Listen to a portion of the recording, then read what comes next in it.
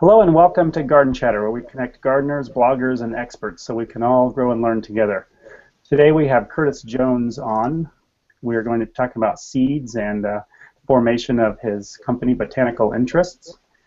Before we dive into our conversation with Curtis, though, let's check in with my co-host, Bren. Bren, I heard you were busy over in the out in the garden. What have you been up to?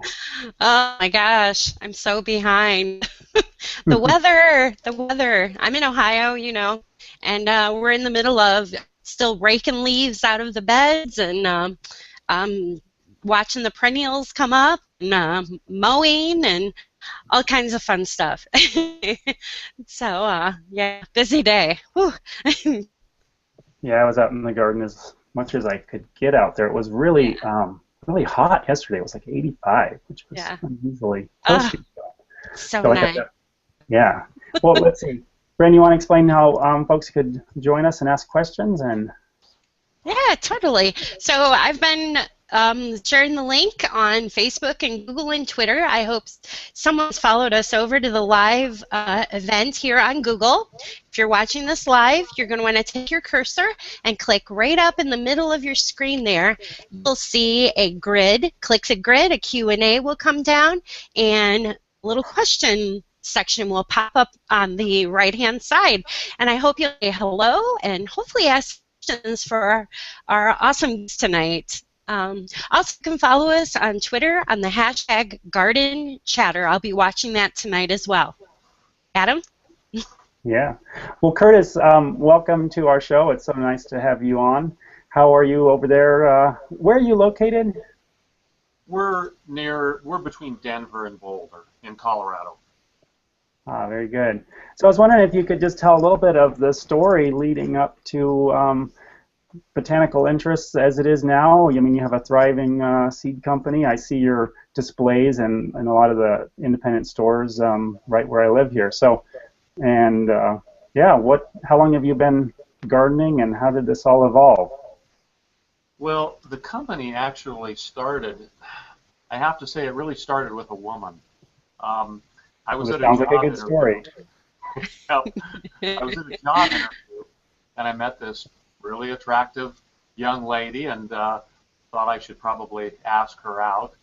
Little did I know she had no intention of dating anyone in the industry, but she accepted, and to make a very long story short, we ended up moving to Colorado. Realized that our backgrounds were kind of a perfect combination for starting a company like this. Uh, Judy actually liked financial stuff. She liked operations. Her dad was an engineer, so she kind of had that angle on things. I love sales, customer service, and marketing. We both had a lot of experience with retail garden centers, which seems to be something a lot of the seed companies don't have. So we definitely headed in the direction of retail garden centers first before we sold to the general public. And and really, in many ways, it's kind of a dream come true. Every day I come to work, I look at our 45 employees and say, how did that happen? Um, but we had a vision, I think, on some things that was different than most. Our backgrounds were interesting because Judy had a lot of gardening experience. She gardened from a very young age. I did not. She did not have a education background in horticulture, but learned most of it on her own. On the other hand, I have a degree in plant science and a master's degree in plant pathology, so I kind of had that in. So we were a great combination. But the one thing that we both realized is that there are a lot of people in the 25 to 45-year-old age group that didn't learn how to garden from their parents, and that they needed education and they needed information and they needed good quality seed. That was one of Judy's complaints as a kid. She'd sow seed and it wouldn't grow. So that's how we ended up with the product that we ended up with, which I can show you. And then we had to, of course, with business, it isn't just one thing. We had to, the financial end of things. A lot of the seed gets sold to stores on consignment, so that makes wonderful cash flow. Um, Judy realized that I was doing a really good job of selling, and which we were actually growing a little too fast. So she realized she had to go to the banks, get a loan. They all laughed at her. You know how banks are. And so she realized she had to get some more education in finance and got her master's degree in finance from the Regis University here. So a lot of companies start off with someone like me, you know, high energy, ADD, extroverted, but they got to have the other part of it too, and that's the missing part, and we have that part. So that's kind of been in a nutshell the story. I'm wondering, like, going kind of back to the beginning, like, how did you get started? Did you just say, let's start a seed company, or did you start sort of collecting seeds, selling seeds? Like, how did that sort of evolve into actually launching the business? Well, I actually worked for another seed company, which will remain unnamed, and having worked at garden centers and having known how suppliers treat people or don't treat people, my big thing was that we weren't treating people right. We weren't treating retailers right. We weren't servicing them properly. So that was kind of my thing. And that's really what got me motivated, was not just the seeds and the gardening, but the fact that there weren't any seed companies out there who were really taking care of their customers. And a lot of the seed companies were selling to the mass merchants. So the independents didn't have a quality seed line to sell to their customers that wasn't in the chain stores. So we wanted to go in that angle. So we were doing the independents and the health food grocery stores. So that was kind of my motivation. And Judy's, I think, Judy's and mine was the information that comes with the product, which I'll show you right now just because. But let's see. That's the inside of our seed packet. It's basically a whole book of information. So that, and of course, there's always that little entrepreneur part of us that says, oh, if we start a business, we'll get rich. Well, we pretty quickly learned that isn't necessarily the case. So, and I think we wanted a little more debt and a little less free time, and you know how it goes. Yeah. But it's gone very well. There have been some very exciting roadblocks along the way, but that's been part of the joy of it, is the challenge of business and coming up with solutions, and in a way that's kind of what makes America great. Yeah, absolutely. How long has your business been going? When did you launch it? We launched it in 1995, so it's at the end of June it'll be exactly 20 years. 20 years, oh my God. I 20 year. That, so you know, that's a big chunk of my life. I feel your pain. My baby turns 20 this year, so. Yep. Yeah, we started at about when we had our daughter, and so she's 21. Yeah.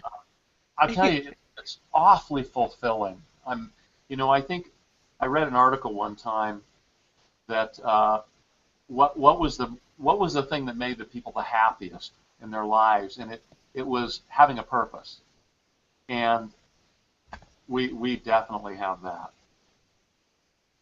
So. Well, I love your catalog. The artwork is just amazing. I don't know, which you can see the same artwork if you go to your website.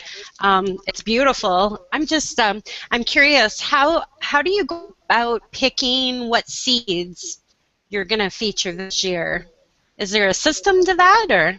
That's a very good question, and it's a very unscientific system. A lot of the people that work here are gardeners. And basically it's, hey, that's a great variety, we should add that. Hey, that's a great variety. Now, we do have growers that come to us and say, hey, we have a great variety, we'd like you to try it. And we have test gardens at our house and at several employees' houses, and we try them first. And a lot of it is just things you hear. You read an article about it, or you two might talk about a variety you've heard about. And then we check it out. We check to see if there's seed available, if the seed is reasonably priced. There's some varieties that are really the seed is produced for market growers, not seed packet companies. And for example, the wholesale cost of a single seed could be 20 cents. So that makes it really difficult to do a seed packet. But really a lot is just our employees. You know, they hear about things, they read magazines, they listen to people like you, and that's how we add stuff. Matter of fact, for this upcoming season, we've got 42 new varieties, which is something that's very expensive because of the artwork. I'll explain the artwork in a second. The artwork, the information that's written on the inside, we have to have a full-time employee doing that. So, you know, it ends up thousands of dollars for each one. But it's worth it. It's worth it because we have a really nice selection of varieties. As a matter of fact, I have a couple of them here. One is a padron pepper. Oh, yum. And it's fairly mild pepper. At least 9 out of 10 of them are fairly mild. But Okay. one of them is really hot. They call this the Russian roulette of peppers. Curtis, I have a little bit of experience with those. My sister grew them last summer, and she and her partner brought some down, and we grilled them up. And you know, I'm popping away and like, oh, these are great. And yeah, every once in a while, ooh, wow. Well, I've heard it's a drinking game, so you know. This is another one we have too. It's called Dragon's Tongue Arugula, and what's neat about it is it's got red veination, so it's a very good arugula, but it's also very pretty. Awesome. We even grow some of our varieties for our employees. Oh, wow. So, Nice. I'm thinking I've got quite a few of your seeds to start. Now these are direct sow, so I'm pretty good with that. The indoor growing, I'm still learning with that, but the outdoor growing is easy for me. I'm thinking after I plant these seeds, I could actually take them and put them in a poster board maybe and hang them up as a poster from look what I grew in 2015, right? you would not believe the number of creative things people do with our packets, and they'll mail us examples, and there's some creative people out there. It's kind of fun what we see. I was going to tell you about the artwork on the packets. The reason we did paintings is because really gardening, there's an art and science of gardening. It's both, and we wanted the paintings to represent the art part, but we wanted the very detailed part of the paintings to represent the science part of it. And we actually have artists from the Denver Botanic Gardens Botanical Illustration Program. Many of them work through that program, paint our pictures for us. And then we have a few that aren't in that program, but that's kind of why we did it. Very cool. So, yeah, so there's lots of different people that do the artwork. Yes, we probably have 14 assorted artists. There's 4 or 5 that are my personal favorites. I won't say better because artists don't like to hear that one artist is better than another. It's kind of the way artists are. They're different, but there's some that I have preference for. Yeah. So where do you get and the seed? Like I assume you just get it from different seed growers and producers. Can you just tell us a little bit about sourcing the seed? Like, is it from around the world, just in the U.S., or how does that work? All over the world. There's varieties that grow best to produce seed in certain areas of the country or even the world. So we get them from all over the world. Europe, some in the Middle East, Asia, the United States, quite a bit in the United States, but it's getting more difficult because there's consolidation in the industry, and there are some bigger companies buying smaller companies. I won't mention the names of those bigger companies, but I think you could probably guess. But we have some varieties that we absolutely love that were produced by small companies or medium-sized companies that that company got bought by a particular company, and our customers tell us, we don't want you buying product that will benefit that bigger company, so we have to drop that variety, which we don't have a problem with. But one of them was Celebrity Tomato, which was a great tomato, but it's now owned by the company.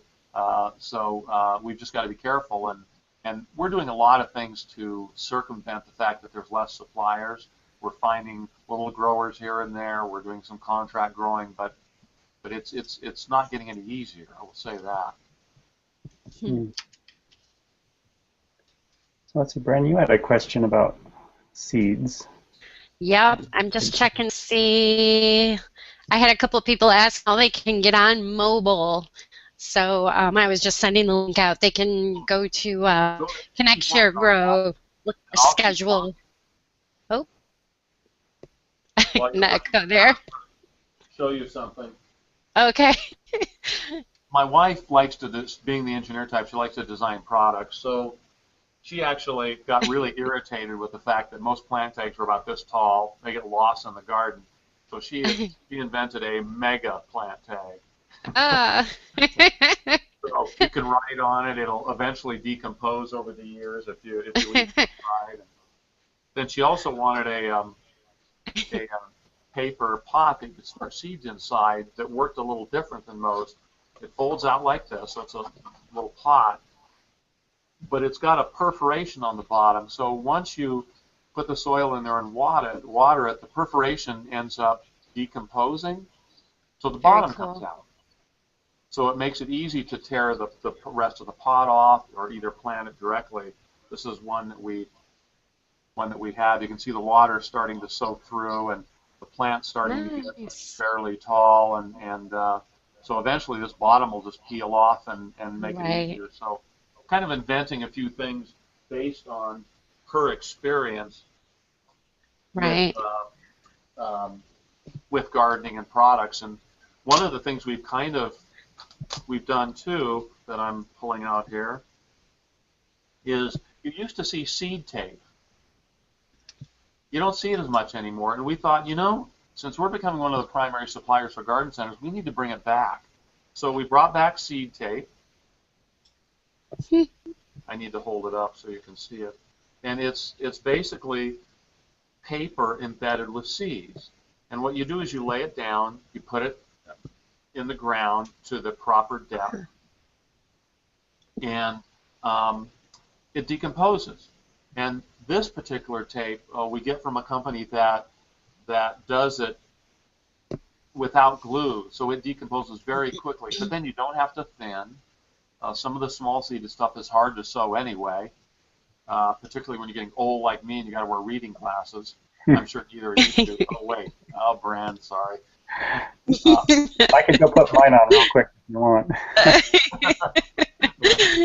But like a lot of our product, it also has an information sheet in it on how to do it, how to grow it. So everything we produce has the information along with it too. So so that's worked out. That's worked out well so far. Very nice. That's available in the garden centers. So go ahead, Brandon. Lisa, the houseplant guru, she is the houseplant expert. I don't suppose you have any houseplant seeds, do you, Curtis? No, there's a lot of things that are difficult to grow by seed, and you just don't do it. For example, one thing is if you see mint in a packet, seed packet, don't buy it. It's not going to be the true culinary mint. I'm getting away from your houseplant thing, but okay. There's just some things that are better that you buy the plants. Not many, but a few. Right. And so houseplants, generally not done by seed. But there's a few things. We have sensitive plants, but in general, there's things that you just don't do by seeds. Sure. So Lisa has a great question. I actually come across this question at least 3 times a week. People are asking, in fact, I get a little confused myself. Can you explain to us the difference between hybrid, heirloom, and GMO seeds? Absolutely. Can you still hear me? Oh, yeah, yeah.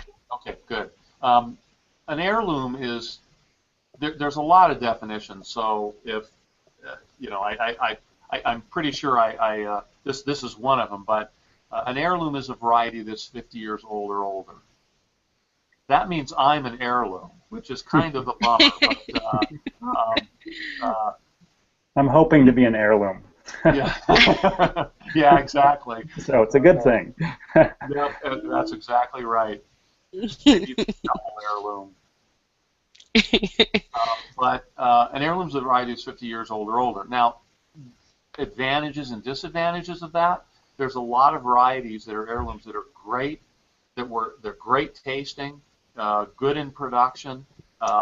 They weren't bred for the grocery stores. They weren't bred to not go bad. They're just wonderful varieties. Brandywine tomato. There's quite a few good ones. That being said, some of them had terrible disease resistance. They just, you know, some of the tomatoes were incredible, but others, you know, their disease resistance wasn't very good. And one of the things that we recommend is that people plant a combination of the two. Plant some heirlooms and plant some hybrids. A hybrid is essentially a cross between two varieties. It's a cross between two varieties that each variety has some good characteristics, and when you cross it, both those good characteristics come out, and it can be both flavorful and have disease resistance. Some people mix up hybrids and GMOs. That is not accurate, not correct. GMOs are a completely different animal. They're genetic manipulation, producing varieties through genetic manipulation, of which there's a lot of controversy on. We do not carry them, and they're not needed in the home garden anyway, and so that's kind of the difference between the three of them. It's really, there's a lot of varieties that don't need to be hybrids. You know, a lot of lettuces, different things that don't need to be hybrids because they've already got great characteristics. But then there are other things that it's best to plant the hybrid because it's got some very, very nice characteristics. Some people think of hybrids as varieties that are crossed to make them just for the grocery store. That's some of them, that's true. But now there's varieties out there that are hybrids that were specifically crossed varieties for the home gardener. Does that answer it? Yeah, no, that's great. That was great. I think I like it when I go to the market. Some of the garden centers in my area they're run farmers, and I've asked them about the GMO, and what I've been told is, as a grower, we can't even get GMOs, and they're expensive, so you want them anyways. Exactly. Yep. But and a lot of our customers, they don't want GMOs, and you know, we listen to our customers, and the truth is there are very, very few horticultural GMO varieties anyway, so it's really not a huge deal. Right. So, boy, what do you enjoy growing? Do you have time to grow anything? You're so busy with your company. We're late this year, like you are. Yeah. We're late because of the weather, and because that's the problem with owning a business that's your hobby. Yeah. You know, you just don't, you know, particularly when it's, you know, it's busy here is when we need to be planting the garden. We have 39 raised beds, so we've got a pretty big garden, but we have to test our varieties, so we've got to do it. My favorites, oh man, that's really difficult. If you asked me what would be one variety that I would grow, if I could only grow one, it would probably be basil. Oh. But I've been really loving arugula lately. Yeah. Oh man, Yeah. there's too many beets. I've been loving beets lately. There are some vegetables that when you grow at home, they taste better than the grocery store. There are others that taste a lot better than the grocery store. Totally. And beets are one of them. Beets lose their sugars get converted to starch really quick after harvest. So Yeah. a beet that you just harvested and cooked is just, it's heaven. And it just doesn't taste the same as a grocery store beet. And so that would be one of my favorites, definitely. And of I course, wonder if I wonder if I'm too late getting this the dragon's tongue arugula in. It looks really good. I actually had some, but it was store bought, so it wasn't your variety. But I had it on my hamburger earlier. It's really good. it's very Do you think? good. You're not too late. If Okay. it warms up quickly, what will Yeah. happen is the arugula will be much stronger. Okay. It'll have that very strong flavor. We Mhm. actually, in January or February in Colorado, we get this warm weather, kind of an Indian summer, and Yeah. we sowed some arugula then. It got cold again. Actually, I think got below zero.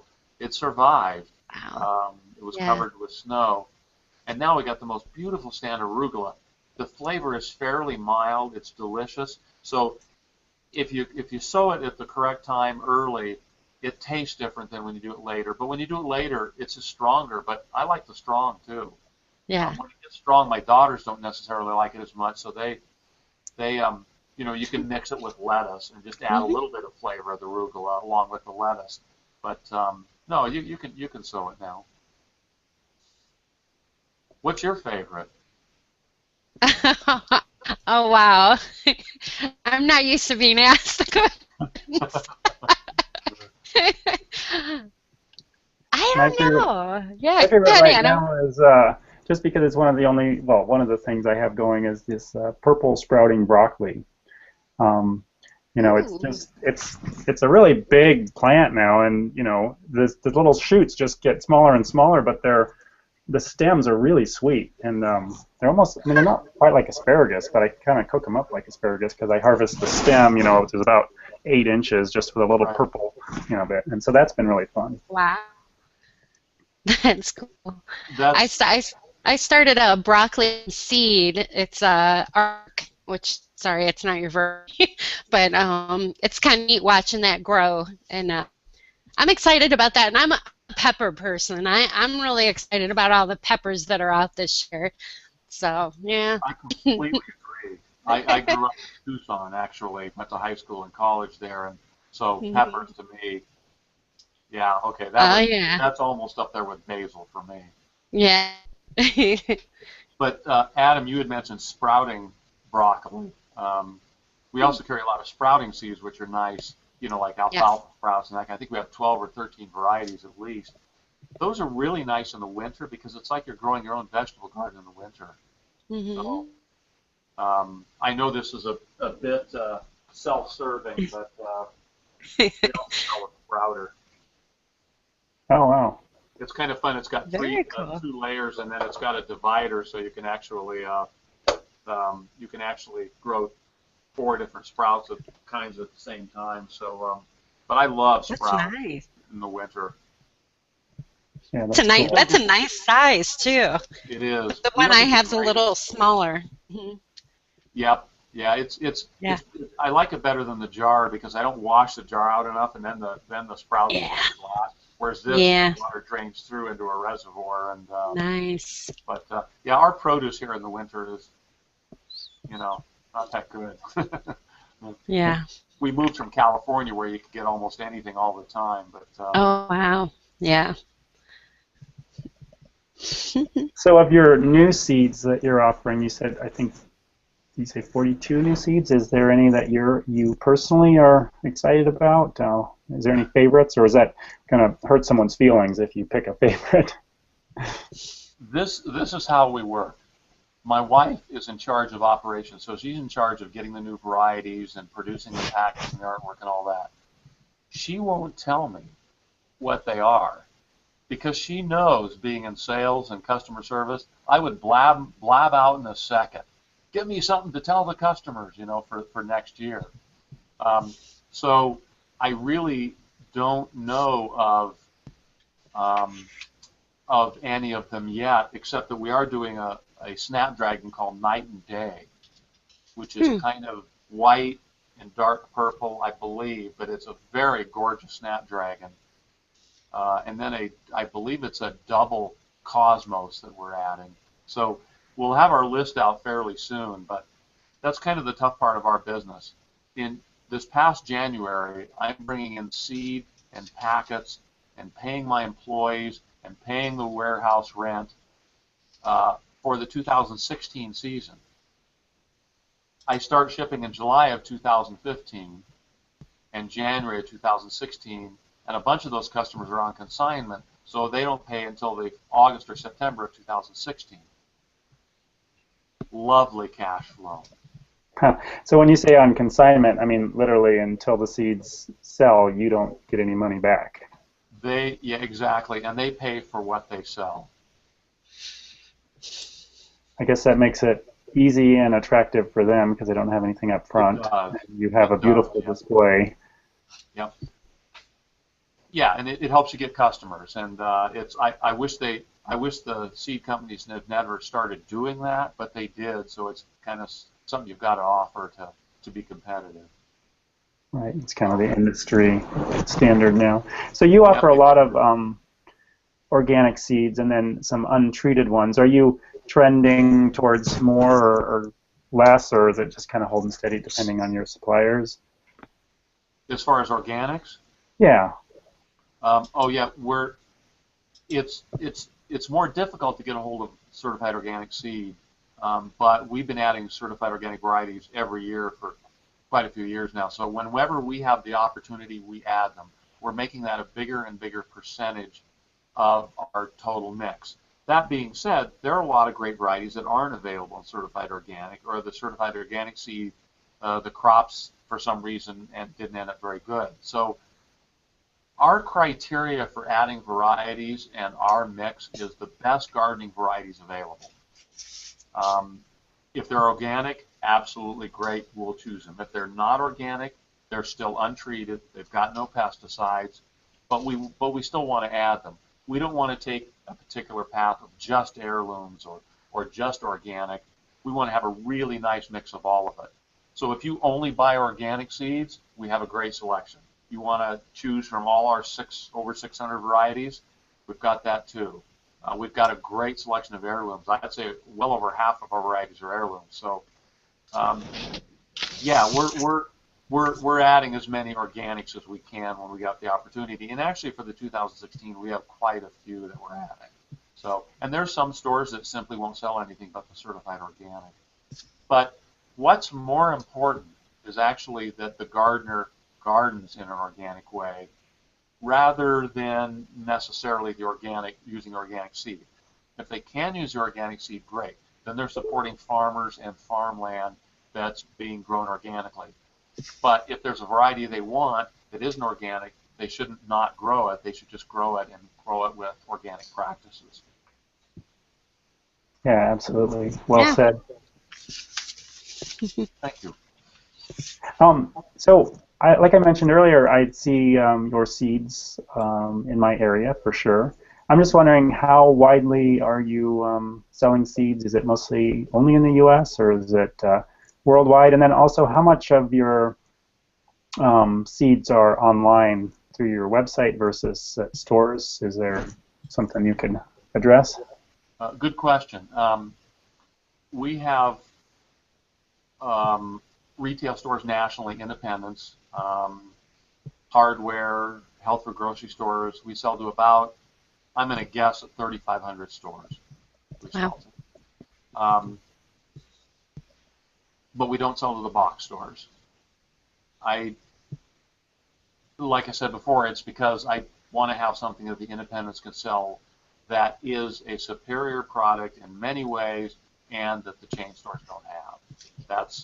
It's getting harder and harder for the independents, and we like the independent garden centers and we want to support them. And it's frustrating that they have a hard time finding some products sometimes that the chain stores don't carry. As far as the website, and that's our primary avenue of distribution. We do sell some online. We don't sell a lot. We don't really want to compete with our retailers, but having a website, having people being able to buy our seeds online gives us an idea of what's selling well. We will even test new varieties on our website to see if they sell well and see what people's feedback is, and then we can add them to the retail line. So in a way, our website is really a tool to help out our retail stores, which is our primary distribution. It's a pretty small percentage of our business. And it's also a good resource for the retailers. If they need information about our varieties, they can go to the website and look stuff up. So, did I get all your questions? I would not make a good politician. Yeah. And they can find your website at botanicalinterests.com. Yep, right? Exactly. Yeah. Yep, exactly. There's a lot of information. All the information on the inside of our packets, or at least a big chunk of it, is there. And we actually encourage people, if they take a picture of one of our varieties that they grew, we'll put it on the website. And, cool. I also print the good ones out and put it in our entryway. I probably got, I don't know, 110, 120 pictures in our entryway of pictures people took of our varieties. You get involved in the details of a business, the computers, the employees, all this. But I like to remind everyone when they walk in the door, this is why we're here. So. Right. Yeah, it's a great way to see what people are growing and that they're enjoying your seeds. So, Yep. Hey, it's good to know that all that information is on the website, because I'm a little loath to rip open the seed packet to read the inside. You know, I kind of like to keep them intact. So Yeah. it's good to know that I can just go online and look at that and not tear open the seed. Because I at first I didn't know that was in there, and then I was opening up one and I'm like, oh wow, you know, all kinds of good stuff in there. It's funny that you say that, because we had so many people commenting on that Judy decided to design a seed storage envelope, which we also sell online and in retail stores. And I thought, I don't know if that's going to be the greatest product. I mean, why would you want a seed storage envelope when you're buying a seed packet with seeds in it anyway? And it's our best-selling item as far as our hardware goods online. So a lot of people feel that way. They want to keep the packet. They find ways to store the packet unfolded in boxes and in alphabetical order, so they can look up the information again if they want. Gardeners like to touch things. They like to feel things. They don't necessarily want to have everything on the web. So we get a lot of people that save our seed packets. Yeah, that's neat. Well, they are literally a work of art. So. Yeah, they are. It's really fun to see the original paintings. The original paintings are about 8.5 by 11, and so when you look at them and you look at the detail, it's just mind-boggling that someone can actually paint something with that much detail. The packet doesn't lose any of the detail, but simply because it's smaller, it just doesn't look as dramatic as the 8.5 by 11 original artwork. You ever thought of selling prints of the originals, or do you? Oh my gosh. Yes. That's a whole nother. We've had requests for it. We just don't know what format to do it in yet that people would like. So, and we keep growing every year in the seed packets. We're adding a few more gardening products. So it's one of those things that I wish there were like 36 hours in a day. Yeah. Totally. So much to do. Well, on that note, you might want to start to wrap it up, and certainly thank you for taking out a chunk of your not 38 hour day. So very much appreciated. Brenda, do you have any last questions or thoughts before we? No, I'm excited to get growing these seeds. And I hope. Go ahead, Kurt. I'm sorry, I forgot to mention something to answer Adam's question. I forgot a little detail. There are varieties, I kind of touched on it, but there are varieties that are on our website that aren't available in the retail stores, either because we couldn't get enough seed or they're a new variety we're testing. So there's some pretty cool stuff on the website or they're very expensive purple ornamental grass that you could always look at. But we love people to go into retail stores. There's something about shopping a whole display rack. You can kind of glance over things very easy and find the things you're looking for. One of the things we do on our seed packets is we actually have the critical information you need to choose that variety. For example, flowers, exposure, height, when it blooms on the front of the packet. So you don't have to sit there and turn every single packet over. The vegetables, they all say cool season or warm season on the front. So we make it easier for the consumer and easier for the store employee actually to help the consumer find what they're looking for. So that's probably more information than you wanted, but No. it popped into my ADD brain. No, that's awesome. Good. I hope people will follow you on Twitter. I know I enjoy your tweets. It looks like your header right now is a beautiful poppy, which I don't have very good luck at growing, but that's okay. They can follow you at Botanical Seeds and also I'm sorry, Twitter. Okay. on Twitter, yeah. Okay. Yeah. I've never used Twitter. I'm too old. No. No, you're not. No, you're not. Twitter's fun. All right. Well, again, just a joy to talk to you, and I'm going to be going out and finding some of those padron pepper seeds that you have, I think, and get them planted quick. So. Absolutely. I don't know if this is going to work, but I just, as we're ending here, I'm seeing if I can pull up a couple of the pictures that that I created, and my computer is going very slow. We have a very slow connection. Well, I definitely see a Chevy truck there, and is that a group of employees? Okay. All right. Good. Yeah. There you go. Oh, cute. That's a 51 Chevy that my wife rebuilt with a friend. So it's nice. fun, and she brings it to work now and then. We show the employees, and oh, very fun. That's great. Yep. The rest of the pictures aren't pulling up on my screen, so I can't actually scroll through them. But let's see. Okay. You still there? Yeah. Okay. I just never know if I'm clicking the wrong button or not. You did great. Fantastic. But I really enjoyed being on here, and if anyone has any questions, they can certainly get on our website and email us. We answer every single consumer question that we get. Awesome. We have a full-time horticulturist that does that. Awesome. And then Emily Murphy of Twitter passed the pistol just on us. I know she's probably out in the garden busy today too, just like everybody here. She was just curious, more pictures of your test garden, or your garden to grow and test seed. I'm sure you have those on your Facebook page, correct? Yep. And as we get further into spring, we'll add more of those. Absolutely. Great. And when we have people that give us ideas on growing things, we'll share those too. Awesome. We like people to be interactive. If they have something that works for them, my wife designed this really cool cucumber screen for cucumbers to grow on. When people share those things with us, we like to share them so that everyone gets educated. Very cool. Yeah, sounds great. We'll have to look for that then too. Yep, all right. Well, thanks again so much, Curtis. It was a pleasure to talk with you.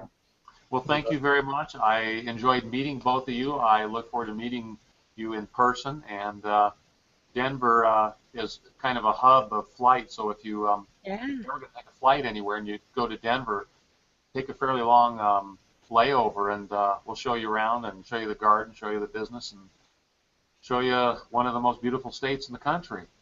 Yeah. All Sounds right. great. Well, thank you. Sounds great. Thank you.